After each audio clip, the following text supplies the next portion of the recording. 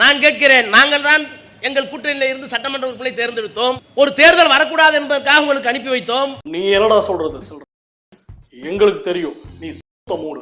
ஆனால் அதற்கு பிறகு அவர்களுக்கு அமைச்சர் கொடுத்திருக்கிறேன் நான் என்று மார்த்தட்டி கொள்கிறீர்களே. அமைச்சர்களாக ஆக்குவதற்கு உங்களுக்கு வெட்கமில்லை.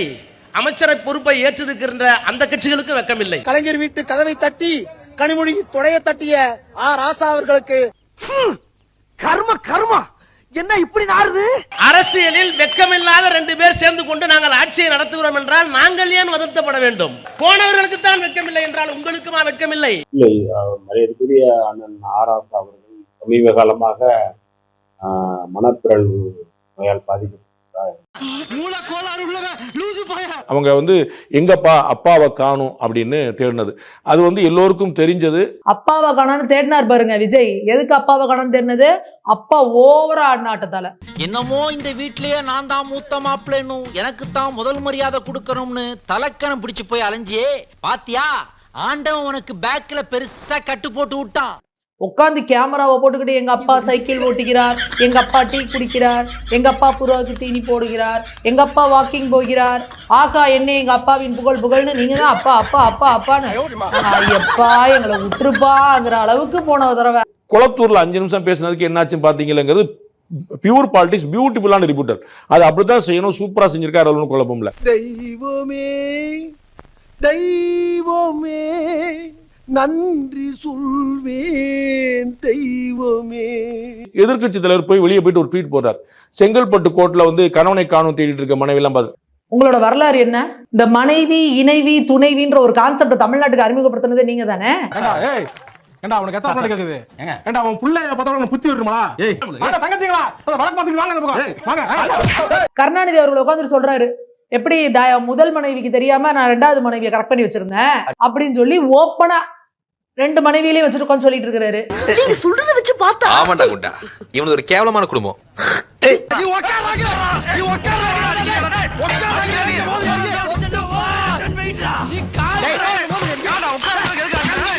நான் பாதோளவங்கள என்னுடைய கண்ட்ரோல்ல தெரியுமா? சரி என்ன பேச்சு பேசா? யார் இவன்? இந்த அநியாயத்தை தட்டி கேட்க யாரும் இல்லையா?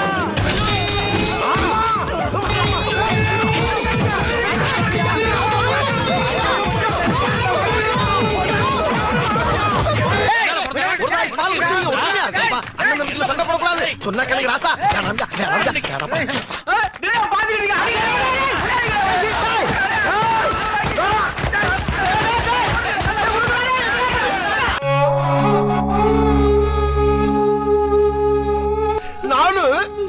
பலிக்காலமாயே எவ்வளவு நேரம் அடிக்கிறது.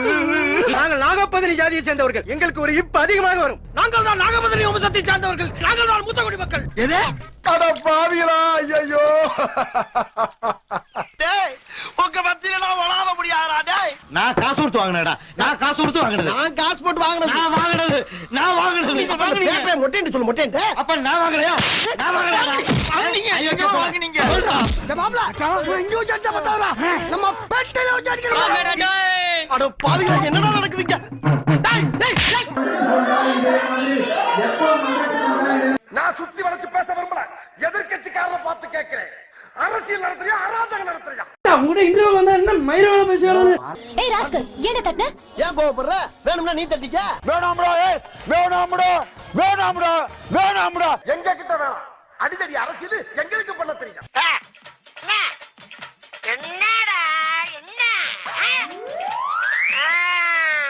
டேய் லூசாடா நீங்க. ஏண்டா நீங்க 2 பேரும் சண்டை போற கடை வந்திருக்கீங்க. ஏண்டா சண்டை போற கடை வந்திருக்கீங்க? அதானே நான் போறேன்.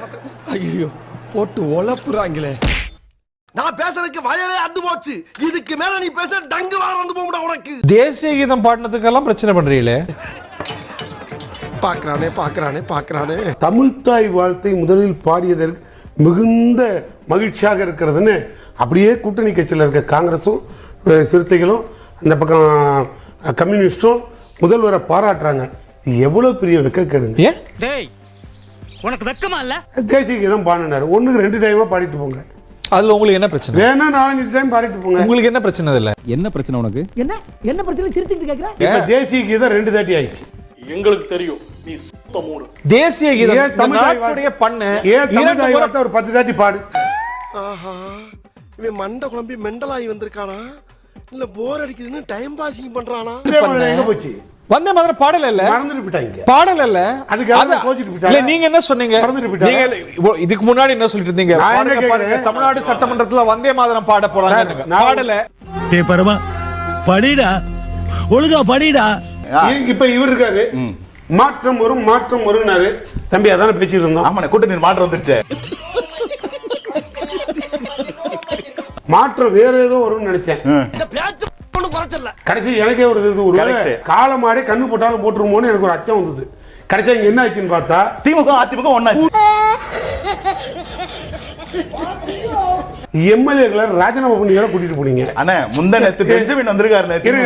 இங்க பாருங்க, அவரெல்லாம் தாய் வீட்டுக்கு வர்ற கழகம், அதெல்லாம் விட்டுருங்க. நான் என்ன கேக்குறேன், இங்க வந்தா தாய் வீட்டுக்கு தம்பி வீட்டுக்கு வந்திருக்காங்க. என்ன பிரச்சனை? திமுகவை பொறுத்தவரை பல ஏமாற்றங்களை சந்திச்சிருக்கு. ஒன்று, தோல்வியை ஏற்றுக்கொள்ள முடியல. இன்னைக்கு வரைக்கும் அவர் அண்ணன் சொன்ன மாதிரி அவர் இன்னும் ஆட்சியில் இருக்கிற மாதிரியே நினைச்சுதான் பேசிட்டு இருக்காங்க. என்ன ஆச்சுடா, ஏன்டா அப்படி அழுறீங்க? சங்க தலைவர் நீங்க, உங்களை போய் இப்படி சக்கரை கழுவி வச்சிட்டானுங்களே. நாங்கள் தான் ஆட்சி அமைக்க தாவேக்காக்கு அனுப்பி வைத்தோம் கூட்டணிகள் எல்லாம் சொன்னாங்க. சரி, உங்க ஆட்சி தான் நடக்கு, பேசாம இருப்பாங்க 6 மாசம் பார்த்தாக்க அப்படின்னு சொன்னாக்கா அதுவும் இல்ல, அதுவும் இருக்க முடியல. என்னை ரொம்ப அசிங்கப்படுறீங்க. இரண்டாவது, திருத்தங்களை கூட ஏற்றுக்கொள்ளக்கூடிய மனநிலைக்கு இன்றைக்கு தாவேக்கா வந்திருக்கிறது. ஒரு திருத்தம் கொடுக்கிறார் எதிர்க்கட்சி தலைவர், இது மாதிரி நான் பார்த்ததில்ல. திருத்தம் கொடுத்தால் அது நிராகரித்து தான் பழக்கப்பட்டிருக்காங்க. ஆனா அந்த திருத்தத்தை கூட உடனே ஏற்றுக்கொண்டு அதையும் சேர்க்க சொல்லிட்டார். அதனால இவர்களுக்கு பேசுவதற்கான எந்த ஸ்பேஸும் இல்ல. உங்களை எக்ஸ்போஸ் பண்றாங்க. ஏன் தம்பி இப்படி அடிக்கிறாங்க? உங்களை இப்படி பண்ண உங்களை சும்மா விடக்கூடாது தம்பி. நீ நல்லா தெரிஞ்சுக்க, இவங்களை தூக்குனதுனாலதான் பிஜேபி எங்களை கூப்பிட்டு கொள்கையெல்லாம் வேணாயே, எங்க கூட கூட்டணி கூட வேண்டாம், கொள்கை ரீதியா நீ நானும் எதிரி, ஆனா காங்கிரஸ் தூக்கி மூலையில விட்டேரியா, தமிழ்நாட்டுக்கு தேவையான அத்தனையும் கொடுக்குறேன். நீங்க பிஜேபி கூட இதெல்லாம் எப்ப பேசுனீங்க? நான் கேக்குறது ஒண்ணே ஒண்ணு, தமிழ்நாட்டு பேசுனீங்கன்னு சொன்னீங்க, அது எப்பன்னு சொல்லுங்க. எப்பன்னு சொல்ல மாட்டாரு பாருங்க. எப்ப சொன்னாங்க? இது இவ்வளவு நாள் சொல்லவே இல்ல. இல்ல எப்ப சொன்னாங்க? நீங்க காங்கிரஸ் கழட்டி விட்டுருங்க, நம்ம இணக்கமா போனோம். எப்ப சொன்னாங்க? இவ்வளவு நாள் சொல்லவே இல்ல சார்.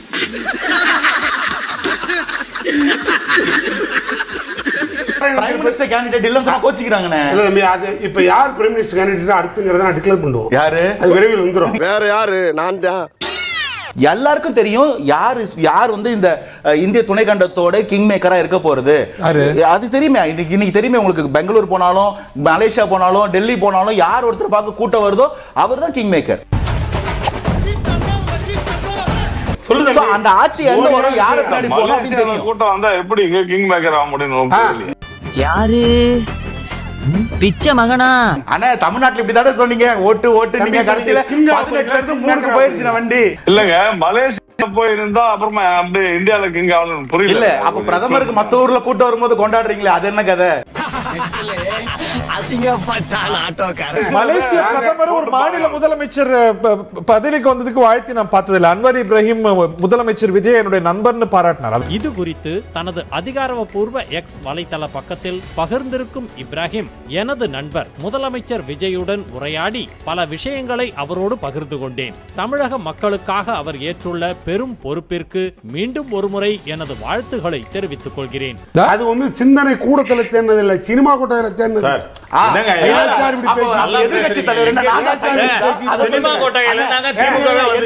இது தெரியாம மைதா மாவுல செஞ்ச மனுஷ குரங்கு, காட்டுல இருந்து தப்பிச்ச அந்த கருங்குரங்கு, இது என்ன ஜாதி குரங்குன்னே தெரியல. தம்பி, உங்களுக்கு ஒண்ணு தெரியுமா? தெரியும்.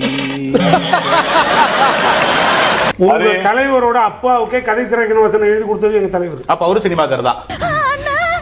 என்ன உங்க அண்ணன் ஈமுக்கோழி மேல இடி விழுந்த மாதிரி நிக்கிறேன்? நாங்க நாட்டுக்கு உழைச்ச தலைவன், சினிமாவை சைடுல பார்த்தோம், ஆனா மொத்தமா சினிமா வெட்டி அட வைக்கல. காமெடி கோவம் வரா மாதிரி காமெடி பண்ணாரு. அங்க கே நேருன்னு ஒருத்தர் உட்கார்ந்திருக்காரு, மூத்த அமைச்சரா இருந்தவர். அவரை விட்டுட்டு உதயநிதி ஸ்டாலின் அவர் என்ன நாசா சயின்டிஸ்டா என்ன நினைக்கிறானே தெரியலையே. ஐயோ, மறுபடியும் பாக்குறானே. பிறந்ததுல இருந்து அரசியல்ல ஊர்வலத்துக்கும் பேரணிக்கும் கலந்துட்ட ஒரு தலைவர் உதயநிதி. தங்கதுரை ஒரு அளவுக்கு மேல பண்ண 2-3 கோரிக்கை வைக்கணும். சொல்லுங்கண்ணே, செஞ்சு சொல்லுங்க. என்ன என்ன கோரிக்கை? குளத்தூர்ல டிராபிக் அதிகமா இருக்கு. நீங்க இப்படி எடுத்துக்கீங்களா? எனக்கு புரியவே இல்லை. இந்த நாட்டுல விஜய்க்கு இருக்கக்கூடிய பிரிவிலேஜ் வேற யாருக்கும் கிடையாது. அவர் வந்து பிரச்சாரத்துக்கு வர மாட்டார், யாரும் ஏன்னு கேட்க மாட்டார். அவர் ஊடகங்களே சந்திக்க மாட்டாரு. யாரும் என்னன்னு கேட்க மாட்டாங்க. கரூர்ல 41 பேர் மரணம் அடைவார், அவர் உடனே வீட்டுக்கு வந்துருவாரு, அதை பத்தி யாரும் கேட்க மாட்டாங்க. அந்த பழி அவர் திமுக மீது போடுவார், அதை பற்றி அந்த மக்கள் கவலைப்பட மாட்டாங்க. அவர் கரூருக்கு நேரில் போய் ஆறுதல் சொல்ல மாட்டார், அதை பற்றியும் கவலைப்பட மாட்டாங்க.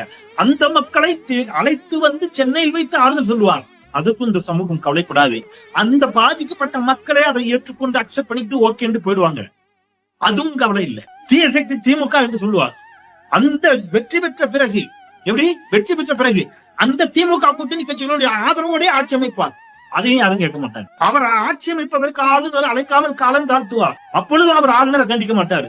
அவரை தவிர மத்த எல்லாரும் தமிழ்நாட்டில் அவருக்காக கண்டிக்கணும்னு இந்த ஊடகங்கள் கேட்கும், பேசும், எல்லாரும் கண்டிப்போம். ஆனா அவர் பேச மாட்டார். நீங்க பாருங்களேன், தாவேக்காவிற்காக முன்னாள் அமைச்சர்கள் ஊழல் குற்றச்சாட்டுகளுக்கு உள்ளான அமைச்சர்கள் தாவேக்காவிற்கு ஆதரவு அளிப்பார்கள், அதையும் யாரும் கேள்வி கேட்க மாட்டாங்க. அவர் இதை பத்தி பேசவே மாட்டார், விஜய் வாயே திறக்க மாட்டார். ஏன் விஜய் பேசல கேட்க மாட்டாங்க. எவ்வளவு பிரிவிலேஜ் பாத்தீங்களா விஜய்க்கு? இல்ல இவ்வளவு வாக்குறுதி கொடுத்தாரு, அந்த வாக்குறுதிகளை நிறைவேற்றுவாரா தெரியாது. முதல் நாள் அவர் வெளிப்படையா சொல்லிடுறாங்க, கஜானா காசு இல்லைங்கிற மாதிரி ஒரு கதையை கதையை அவிழ்த்து விடுவார், அதையும் யாரும் கேட்க மாட்டாங்க. எனது வீட்டுல கும்பலையா கூட இவ்வளவு அழுக மாட்டாளுங்க, ஆனா நீ இந்த ஆளே அழுகிறியடா, இந்த ஆளே அழுகிற நீ.